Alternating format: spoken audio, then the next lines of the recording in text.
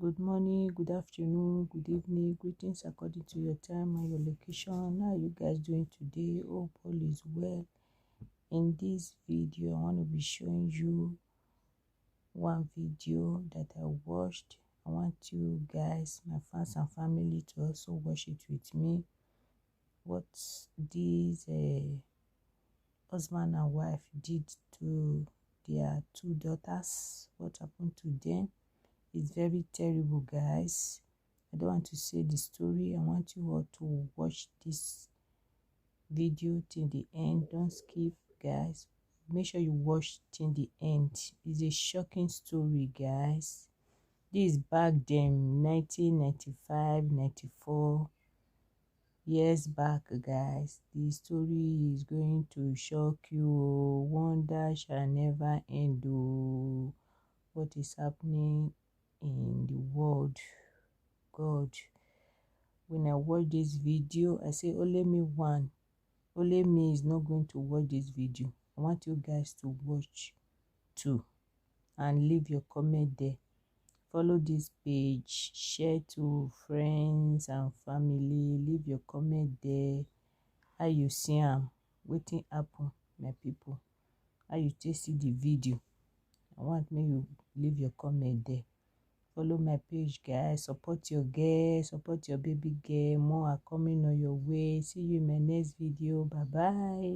Joyce Ozajide walked into the social work department and said she desperately needed her children back. She needed them for a ritual that was to take place at her house that evening. They asked Joyce, "Is this ritual that you want to perform connected to the cult?" And she responded, "Yes." Today I'm going to explain the Orange Shorts connection and what they connect to. Social services in Glasgow had become involved with a family after they'd received reports that a woman named Joyce Ozajide was struggling to care for her two young daughters. Now, the previous December, this woman, Joyce, had presented herself to immigration officials in Croydon, and she'd told them she and her daughters were in Scotland seeking asylum. Joyce also claimed to the immigration officers that she'd been a part of a cult called the Black Coat Eyes of the Devil Guru Maharaj, and her husband and the father of her children was a leader in this group, and he had taken part in many rituals and human sacrifices, including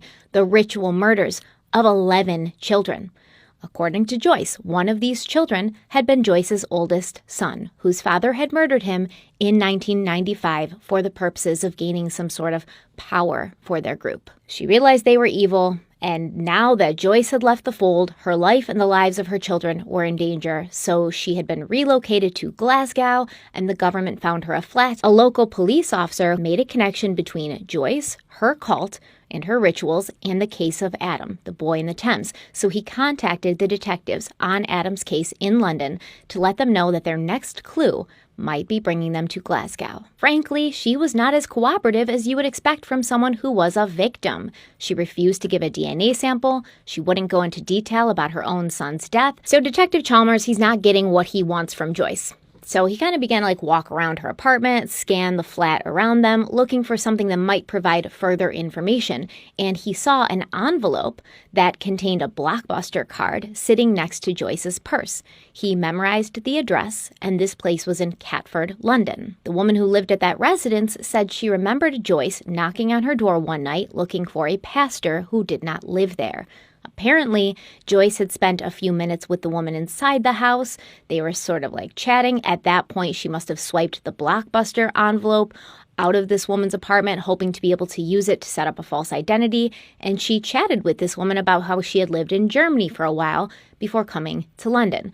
And there it was, finally, the Germany connection. The one piece of evidence police had been able to pursue had been those dark orange shorts that Adam was wearing when he'd been pulled from the River Thames. Now, those shorts were only sold throughout Germany, and prior to this, the police had no idea why Germany was important, but now they had some hint. Armed with this new information, the police returned to Joyce's flat with a search warrant, and there they found several sets of children's clothing, all made by the brand Kids & Company. Joyce said that the clothes had belonged to her daughters, and she had purchased them at Woolworths in Germany. And this was also important because it turned out that the orange shorts Adam had been wearing, they were made for little girls, not little boys. And the Kids and Company clothes found in Joyce's flat were all in sizes 4 to 7, the same size as Adam's shorts. The authorities also tracked down a woman in Hamburg named Frau Dibbern after they had uncovered that this woman had fostered Joyce's daughters after they'd been placed in temporary care by their mother.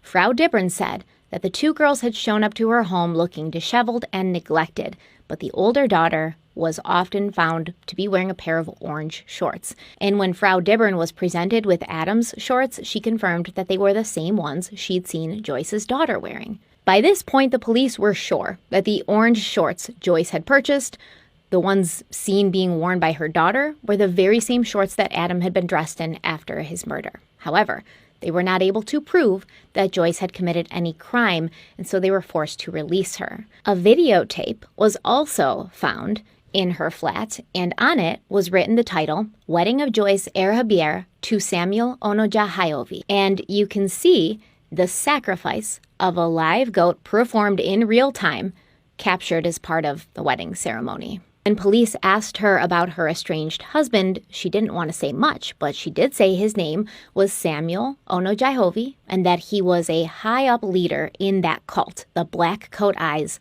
of the Devil Guru Maharaj. Samuel was already wanted by German authorities, where he'd been living for a time under the name Ibrahim Kaded. He'd been sentenced to 7 years in prison in March of 2001 for human trafficking and forgery, but he had been released on bail, at which point he completely vanished. Detectives traveled to Dublin and raided the home of Samuel and his new wife. He admitted to police that he was a witch doctor, but he denied knowing anything about Adam. He also said that he did not know Joyce, even though they were legally married, and the police literally had a videotape of Samuel marrying Joyce. Basically, the detectives on Adam's case had nothing on Samuel besides Joyce's statement that he'd been a cult leader who murdered kids, but that wasn't enough, obviously, to charge him with anything. So he most likely got released, stole someone else's identity again, and he's living happily in some country, continuing on with his evil deeds. The Home Office told the officers that Joyce was being deported and sent back to Nigeria since it had been discovered she was living in the country illegally and she'd committed a lot of welfare fraud. In February of 2003, the investigators on Adam's case put in a request with the Home Office for Joyce to be returned to London so they could ask her some more questions. But the Nigerian authorities were unable to locate her, so once again, a small group of detectives traveled to West Africa to sort of smoke her out, see if they could get her to come out. But they found out from the British High Commission in Lagos that Joyce had been reaching out to them, the commission, and she was trying to get some news about her daughters, who had been left in foster care in Scotland when she'd been deported. She made an appointment with the British High Commission, and when she arrived, she was promptly taken into custody and questioned by the Nigerian authorities and the London detectives. But when she was asked specifically about Adam, she at first said she knew nothing about his death. She would then revise her statement, saying, quote, I know the child was murdered in Lewisham. I don't know where the head and limbs are. I think the boy was sacrificed because his parents had been brainwashed by the Maharaji's teachings. End quote. That was it. They couldn't do anything else. Joyce had committed no crimes in Nigeria, so she could not be arrested or charged with anything, and the detectives could not force her to return with them to London. In the spring of 2008, London Tonight correspondent Ronk Phillips was contacted by the brother of Joyce Ozajide. His name was Victor, and he told Ronk Phillips that Joyce wanted to sit down and allow herself to be interviewed. Phillips went to Joyce's house to interview her, and she said that Joyce seemed nervous throughout their time together and slightly aggressive. Joyce said she'd been given a little boy to look after while she had been living in Germany, and she'd done this as a favor to a friend of hers, the boy's mother, who was being deported.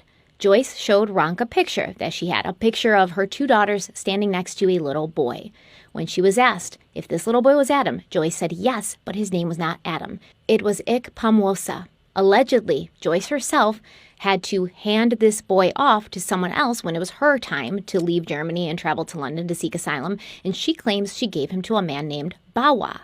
After she was settled in London, Joyce claims she called Bawa to see how the boy was doing, and she was informed that he had died. Joyce said they had used the boy for a ritual in the water. In 2013, Joyce again reached out and said she wanted to talk some more. This time she contacted the BBC, and Joyce has changed her story again. Now Adam's real name was Patrick Harbour, but he was not the boy in the picture she'd shown Ronk Phillips. That had been a misunderstanding. The boy in the picture was actually named Danny, and he was a son of a friend of hers. And then Joyce is shown a picture of Kingsley Ojo, and when she saw it, she perked up and she said, "This is Bawa. This man in the picture that you're showing me, that's Bawa, the man I gave Adam to before he died." Now remember, Kingsley Ojo was this mysterious figure who kept finding himself connected to this case. He was running a successful human trafficking operation. He was stealing the identities of dead children in order to further his business. He was the scum of the earth. But his phone number was in Joyce's phone, and her phone number was in his phone. And Joyce was known to frequent a flat that was in his name. And when the police went through his flat in 2002, they found a video depicting a ritual sacrifice by way of Kingsley Ojo refused to talk to anybody. He said he had no idea who Joyce was, he had no idea who Adam was, and he had nothing to do with anything. Nick Chalmers and the BBC went from Benin City to Germany so they could track down this Danny person and get confirmation on whether he actually was the little boy in the picture. So they did find Danny, and by that point he'd grown into a young man. Danny looked at the picture and he recognized it right away. He was like, yes, this is a picture of me. I'm familiar with this picture. That was me as a child. But this big movement in the case, Joyce finally talking, sort of identifying Kingsley Ojo, it would be the last. Kingsley Ojo refused to talk to anybody. He disappeared. We don't know where he's at. And although the Metropolitan Police still have this case open and they regularly reach out to the public for information, it's gone completely cold. September of 2021 was the 20-year anniversary of Adam becoming known to London and the world. Stay kind, stay beautiful, stay spooky, and I will see you very soon.